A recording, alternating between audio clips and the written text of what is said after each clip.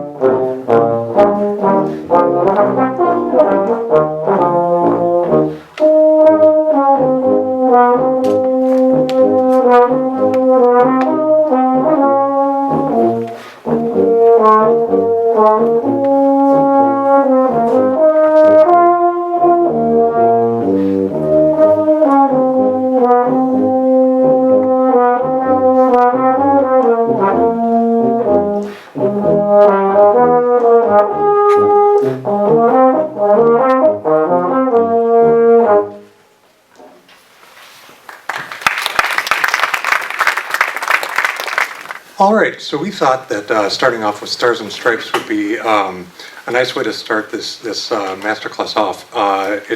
Stars and Stripes finds its way onto several military band audition lists, and so we thought, what a better way to get going. So first off, Stars and Stripes is a march, and I think that's something to keep in mind. Being a march, it was like the popular music of the day. It wasn't really classical music. So with a lot of Sousa marches, he kind of had a little bit of interesting thing as far as style is concerned. Style's a little bit all over the map, which is interesting. So I think the intro and the first strain kind of have a light and buoyant quality. The second strain, I'd say, is more militaristic and bombastic. And the trio is, Sousa was really into opera, and he even wrote a couple himself. So I think it's no surprise that like an aria style found its way into a lot of his trios. So I think keeping that in mind and how like each strain has its own unique character and flavor, I think gives the overall concept of a Sousa march its own unique flavor. So I'd like to talk a little bit now about playing this in an audition situation. So first things first is like we have to establish a tempo, and I know my tendency as I sit down in an audition situation, this is usually one of the first few things that's asked. It's pretty standard music, and my tendency is, oh, okay, we'll sit down, and I think about most songs like, well, how does it go? And I think, bum, bum, bum, bum, bum, bum, bum, bum, bum, bum, bum, and all of a sudden, in my head, before I've even played a note, the train is rolling down the tracks way too fast. So establishing 120, I think is, or at least in the ballpark of 120, is pretty important. So what I found really helps me in this for this particular march is I think of the dogfight. It's straight eighth notes, running eighth notes, and it's a lot easier for me to settle myself and actually think of a tempo that's closer to 120. So taka-taka-dia, taka-dia, taka-dum-bum, bum, bum, bum, bum, bum, and then bum, bum, bum, bum, bum, the idea. It's just a little bit easier for me to set that up. So, moving on to the intro, I alluded a little bit about this with the singing it in my head, but with a good tempo now. Remember, this is the light and buoyant part of the march. So, I have a couple tendencies, and my tendency is to compress the second beat of the first bar, so I get to the downbeat of the second bar too soon, and then it's the downbeat. And then that first whole beat of the second bar, those two quarter notes, I like to compress those as well. That's my natural tendency. And so I think to keep that in mind and this is our opportunity to show the committee that we have good rhythm and good time. So keeping our rhythm as accurate as possible there, I think, really establishes the whole idea of, oh, there's somebody who's just marching along, and they can almost see that person marching along in their head, just because we have good rhythm and time and just that opening section. So moving on to the first strain. First strain's pretty simple, except for those 16th notes. So when we get our slide rule out and figure out exactly where those 16th notes lie, it's like, oh my gosh, those are really fast. They're almost like grace notes. And I think thinking of them like grace notes is actually pretty helpful in the overall performance of this. So another problem that I had when I first started working on Stars and Stripes myself is it was a natural tendency for me not to follow the phrase markings as they're printed. So my natural tendency would be to articulate the beginning of the 16th notes rather than the downbeat.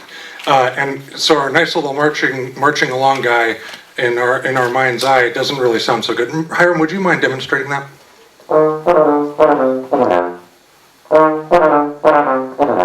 Cool. So I just like slur into the downbeats. Thank you very much, Hiram. So so we have our nice intro. We're marching along, and then all of a sudden it's not quite working anymore. So pay special attention. Hopefully this first strain should just sound like nice consecutive half notes going right down the line, and with a little bit of flourish right before each of them is the idea. So one other thing that I'd like to talk about as far as Stars and Stripes go in a lot of marches is the typical tuba part. And we all know the typical tuba part. It's the boom, boom, boom, boom. We do it all day long. But I think there's a little more to it than meets the eye, possibly. And one thing is that I think that the tuba part, the typical tuba part, is the easiest thing for the rest of the band to latch onto. So we have the most steady, consistent part in the band. We even subdivide the bass drum most of the time. So I think that gives everybody else in the band a real easy opportunity to hear our time. So I'd say we should try to be the metronome of the band.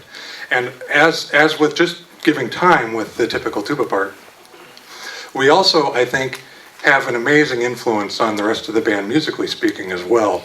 Because, like I said, the first strain being light and buoyant, the second strain militaristic, and the third strain aria, the trio being an aria, I think that us changing the quality of the typical tuba part to match each one of those qualities, I think will be something that everybody in the band can gravitate to. And I think I'm always amazed how much influence, musically speaking, just playing that typical tuba part and adjusting it a little bit along the way has over the rest of the band.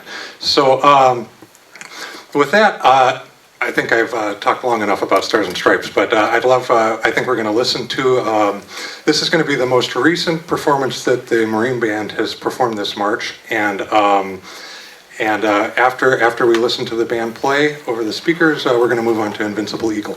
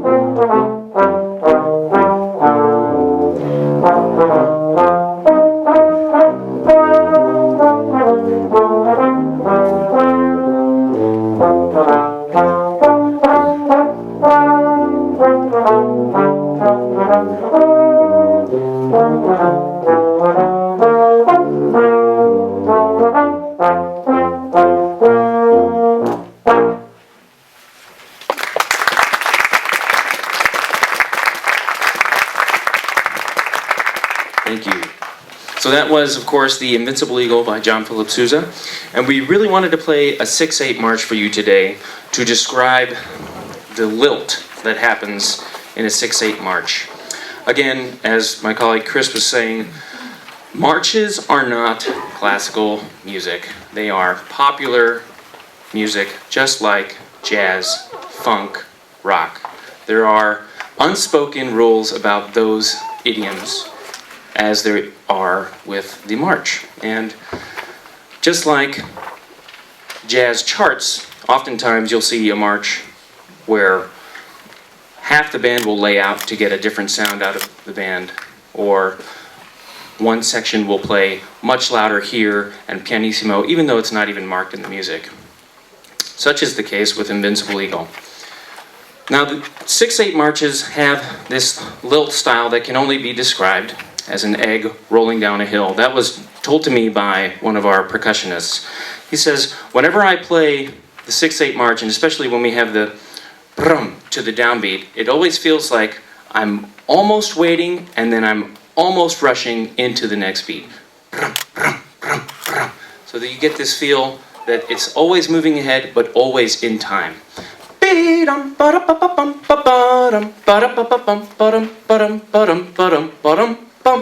So the opening there has all of the characteristics of this 6/8.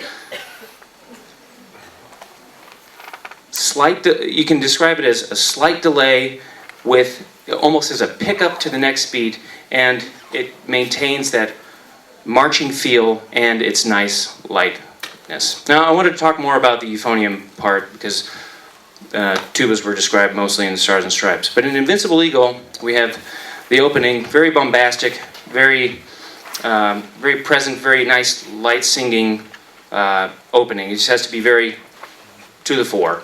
And then in the first strain, we have that jocoso style melody, which is very much with the clarinets and the cornet, and just a really nice, light, sing-songy playing. It's not supposed to be super long and super loud, and or just really rhythmically accurate. And here's a mezzo forte, here's a piano. It's just a really nice song. And then we continue on in the second strain with a more militaristic style. Actually, since we're gonna try a bad example for you. We're not gonna play the second strain. So you guys want to try the bad example now? We're gonna do the opening and the first strain of Not What I've Been Talking About. Perfectly in time, hopefully.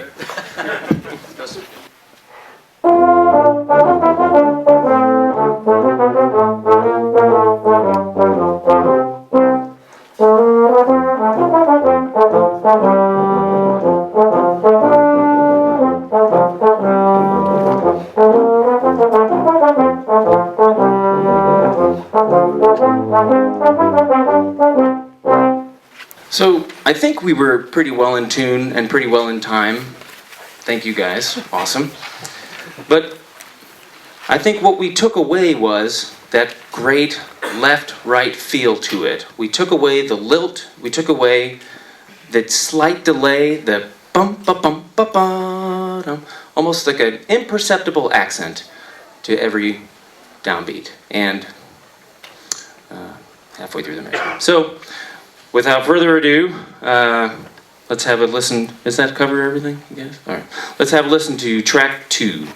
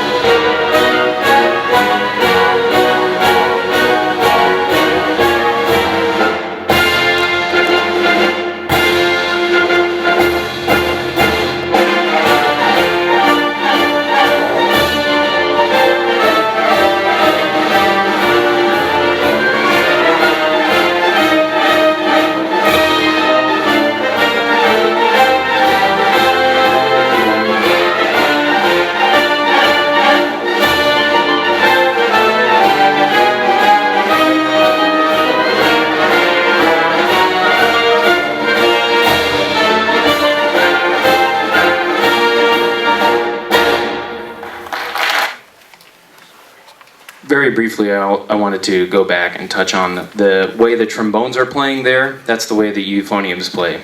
Be-da-bum, bum, bum, ba-dum, ba-dum, bum. It's very marine band style. It goes back a long time. The best way to describe it is attack and decay all the way through the melodies and playing very bombastically. It's not be-da-ta-ta-ta-ta-ta-ta-ta. It's be-da-bum, bum, bum, ba-dum, ba-dum, bum. And I also wanted to tell you that every one of these recordings are live, and this is how the band plays. I just wanted to make sure that this is not recorded CD quality stuff. No tricks here. No tricks, no tricks, no smoke and mirrors. The next piece of music we are playing is Gustav Holst's First Suite in E flat. We'll play the intro, and then we'll move on to where we all come back in at measure 26. Enjoy.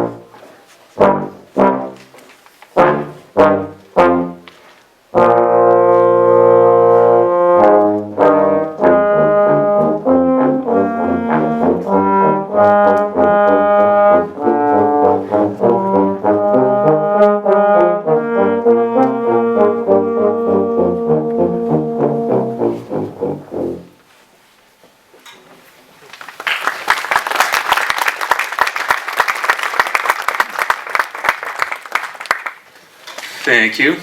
Okay, so the first suite in E flat. First move. This is the first of our original works for band, other than the marches, which are original too, I guess, but they're not, the marches. So this is the first of those. Most of you have probably played it, maybe many times before, and it shows up on our auditions frequently. But there's some things we wanted to talk about for you to keep in mind. As we were playing through this, I was just thinking about how it's almost like an etude or like an exercise in playing a single tune in different styles.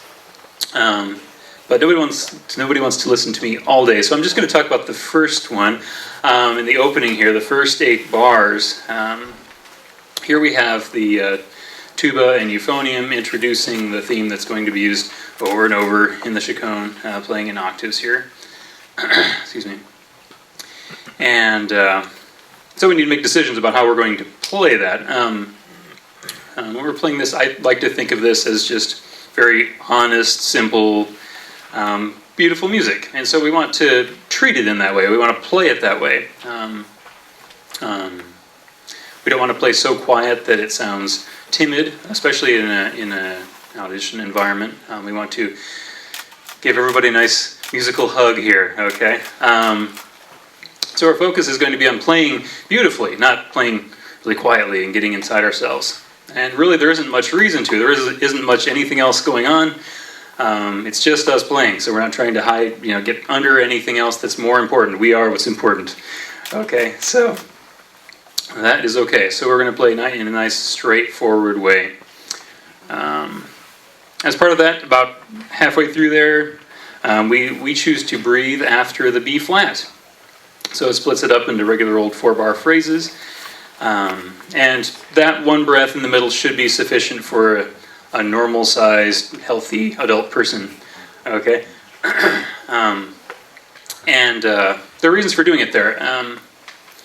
This is okay, because throughout the rest of the movement, the band is going to be breathing there throughout the thing. So we want to make sure that we understand that context and that we match with what's going to be going on later in the movement. And it's a nice, easy place to breathe, as long as we make sure we keep in time. And so understanding that, remember that we don't need to try to be a hero and like circular breathe through there and go right on through or sneak a breath in some other place. Again, remembering the context, we don't want to do that. And we want to have that break there, take a breath, and move on. Okay, and so we're going to focus on playing together as a section. None of us we're going to very deliberately avoid sticking out. We're not going to use vibrato or something. We're working together here. Okay. One other point that I wanted to bring out was the fact that this is one of those neat tunes where we have both the baritone and euphonium part. So, yes, bonus material. So, in this context, the euphonium is treated like the first bass. It's like at the top of the tuba section. Okay, and so consequently, it's trying to blend in with the tubas, not competing or trying to get out over them or anything like that. They're not going to use a lot of vibrato. Okay, it's an ensemble role here, and the baritone is entirely different from the euphonium part. It can be a little more soloistic. Sometimes it's playing with different sections. So know your part, know your context when you're playing this. Okay, rely on your ears. If you're really motivated, look at a score, see what you're doing to determine what's going to happen there. Okay, so that is what I have for that. So we will listen to a recording of the band playing this, and then we'll move on to some Lincolnshire Posy.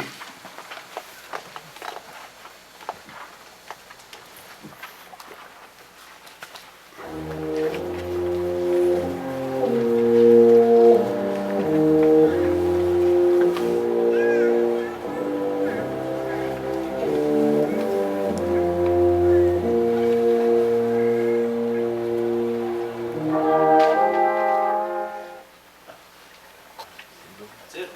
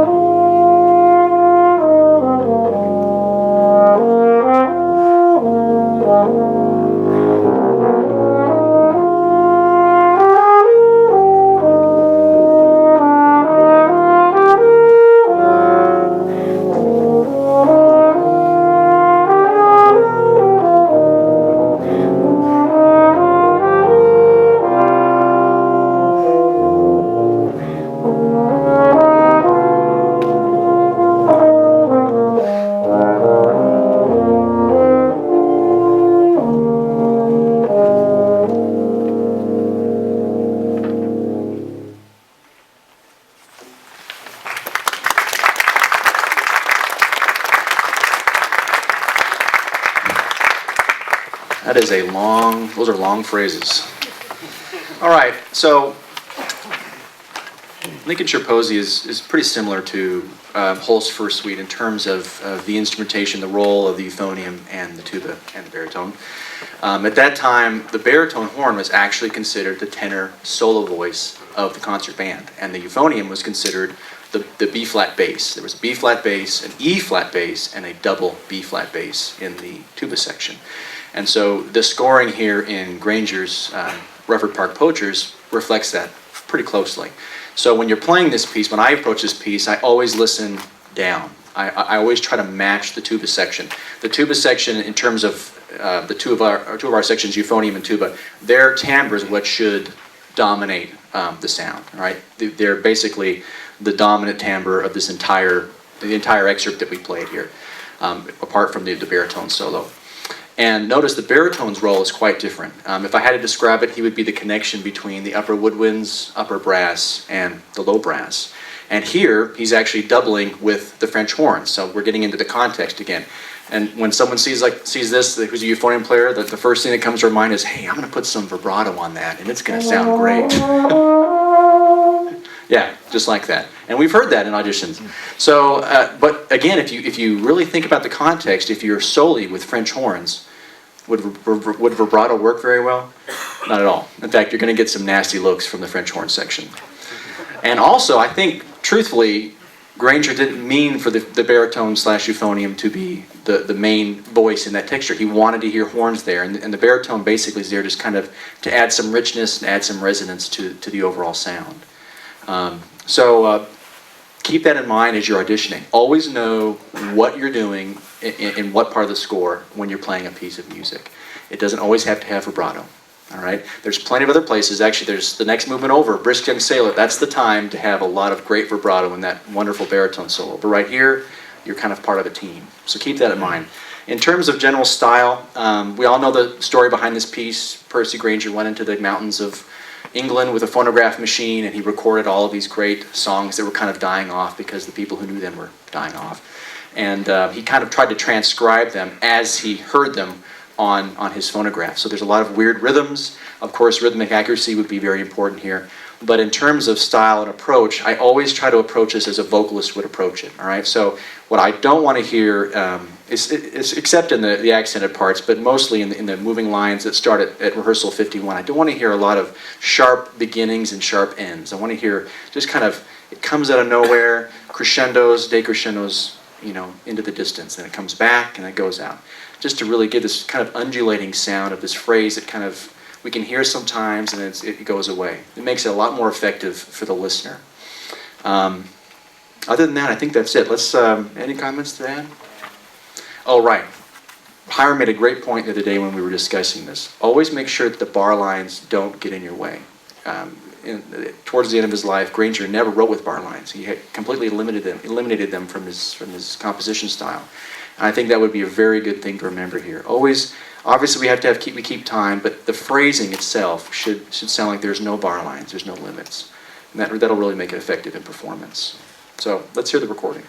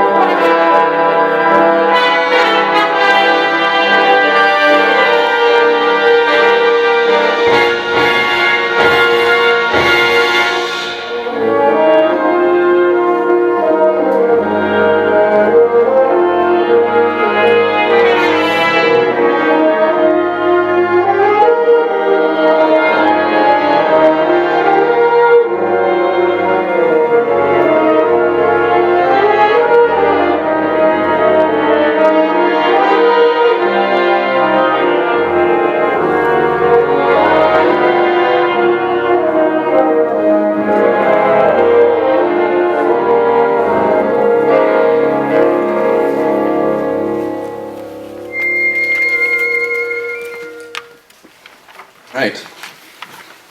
So the next piece that we're going to be doing is a transcription of Liszt's Les Préludes. So we're in the transcription portion of our program here. So we'll play this, and I think Chris is going to talk about it.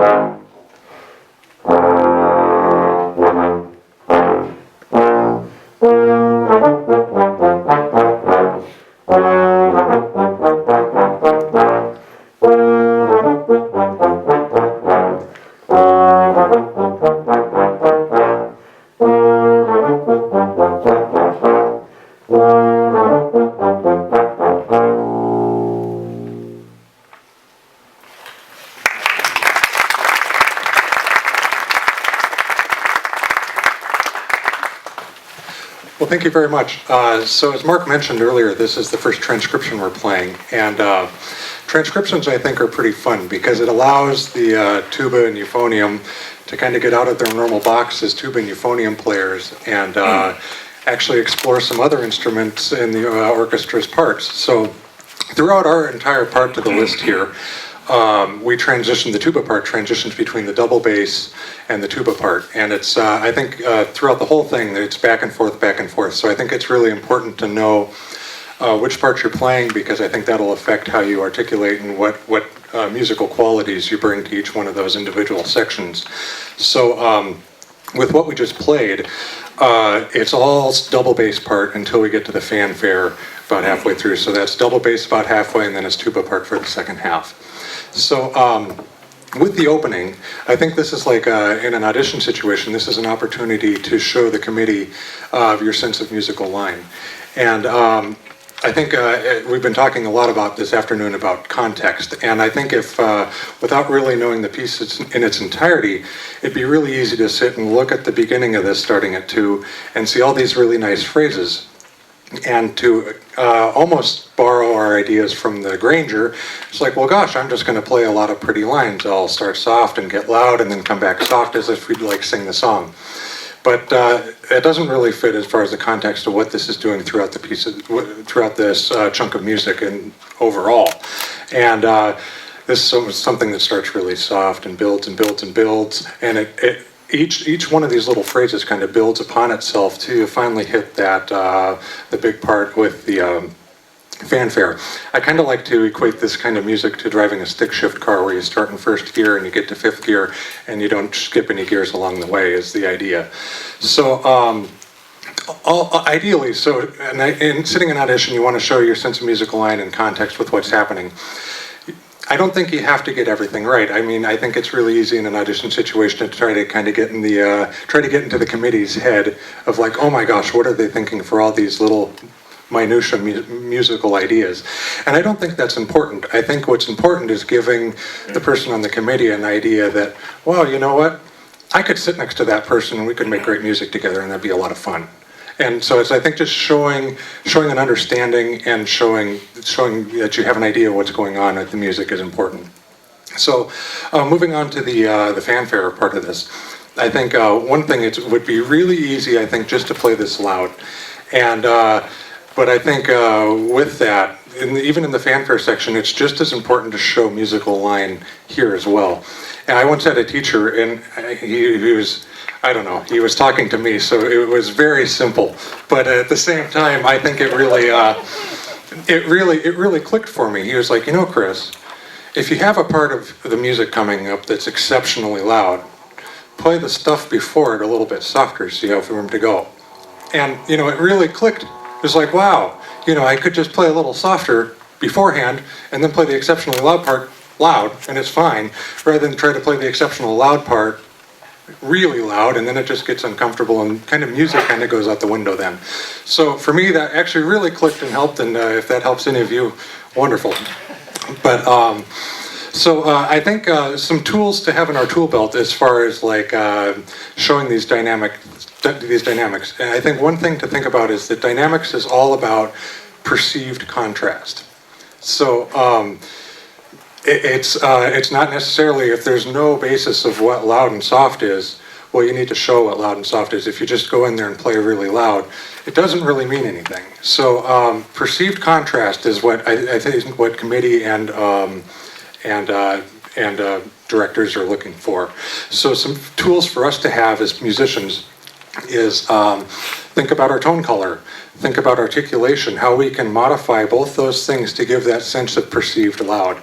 And also the other thing is that I think pure sound will always carry and always resonate the entire room. So always try to get the most pure sound you possibly can, and that'll fill the entire room. And that'll, I think, kind of get you out of the gate as far as the loud stuff's concerned. So we're gonna listen to this section from the band recording, and then we're gonna move on to the Berlioz following this.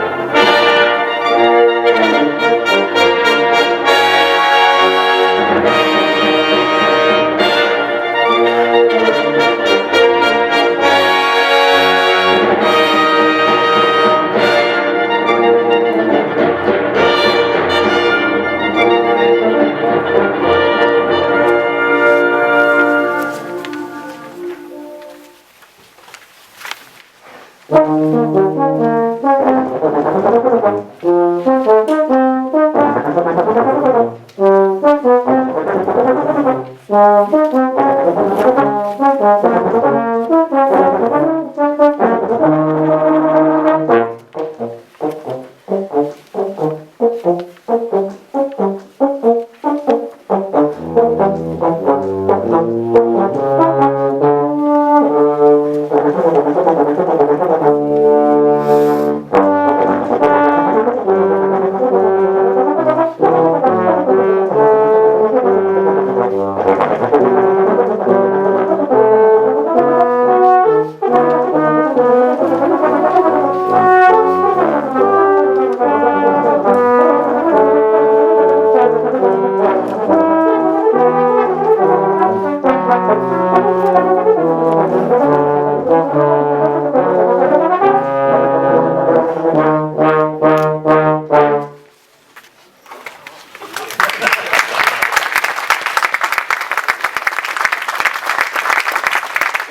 you.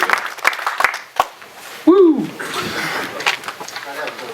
Yeah, it's freezing up here. All right, so Overture to Benvenuto Cellini by Hector Berlioz. It is extremely within his style, and this is all Berlioz wheelhouse. So to briefly describe those modulations, I wanted to mention the tuba solo, but greatly done by Frank. Great job, Frank. Our transcriber, Don Patterson, actually left this in the exact same key as the orchestral version, so it is the solo that you play even in an orchestral edition, FYI. So, we'll start right at rehearsal 16. The tuba solo is actually an off-a-glide part, and it is in unison with the trombones.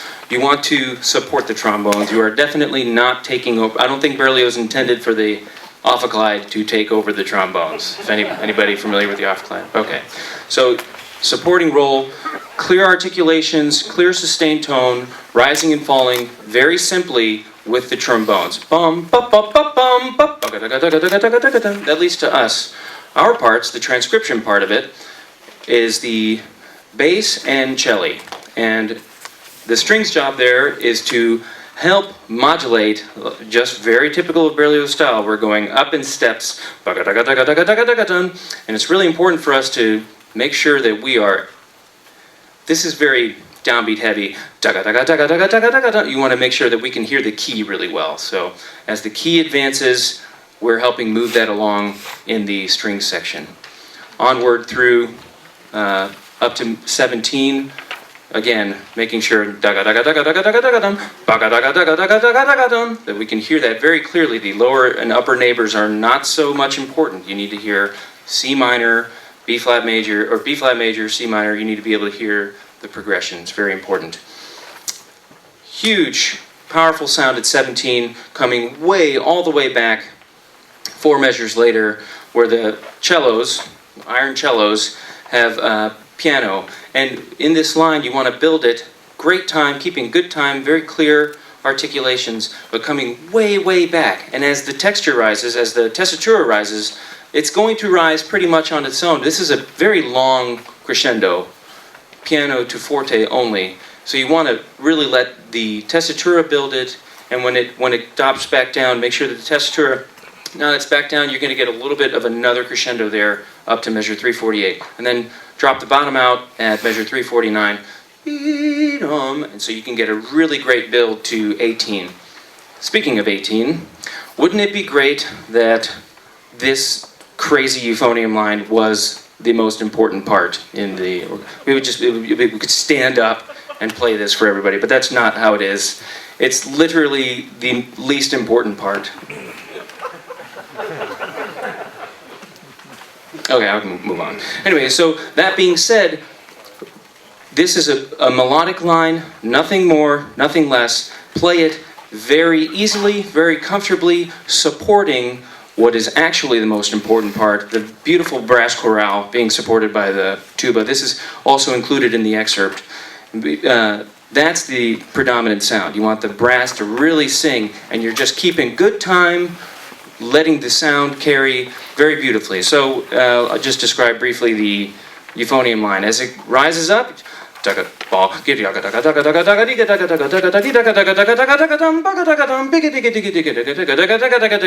just very, very simply, very easily. That's Easier said than done, obviously.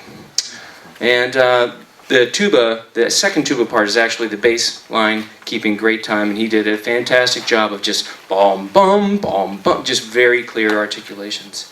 So again, even though it's not indicated in the part, for the euphoniums especially, it's really important to vary the dynamics according to the texture and the phrasing, even though it's just not indicated. All right. Ah, right. Not too aggressive. Do not play it aggressively. Fortissimo is in this case, I know just in this case, in this particular case, it is a group dynamic. It is not solo cellos. Cool. And let's hear the last piece of music we're going to play, and then Mark's going to close up with some after comments. And please, if you had any questions during the time, please raise your hand. We'd love to answer those for you. All right, track 6.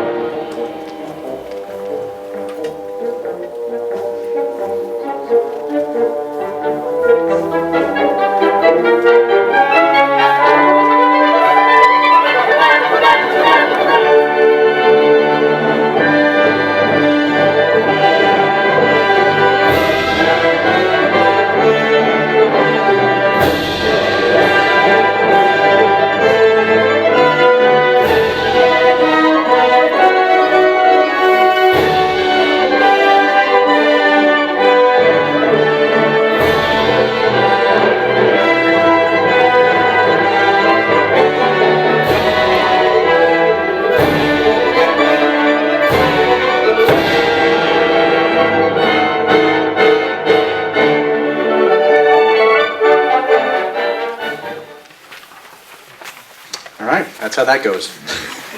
Actually, I want to recognize that the personnel on that, one of the personnel is sitting right here on the 2003 tour. It's Phil Franke, former principal euphonium United States Marine Band. Well done.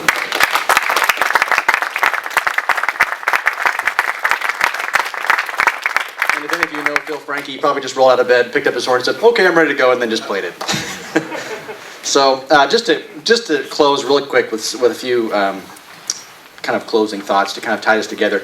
Again, what we kind of wanted to try to accomplish with this masterclass is to give you some idea of how we approach it and how we as musicians try to go above and beyond the notes. What we're looking for in an audition situation is we're looking for players who come in. We already assume that they can play the notes, they can play the rhythms, they can play what's on the page. We're looking for that extra element of style. They know the context, they really know the music. And that's kind of what we were trying to get across today, so I hope we were successful in that. If I could use the analogy just of an actor, don't be satisfied with just learning your lines, all right? Really try to step into the character of the music, the appropriate character, right? Whether you're playing Grainger, whether you're playing Berlioz, try to make your playing indicative of that style, of that period, of the role that you're playing in the context of the piece. And not only will it make you a better player and make you more successful, whether you're auditioning or whether you're just an enthusiast who like to play in band, but it also will give the audience a lot more to grab onto. I think the audience doesn't know a whole lot about what we're talking about here, but they do know when they hear a style that resonates with them. And I think style and context are two elements that really, above most other elements, have the potential to touch an audience and to connect it with an audience.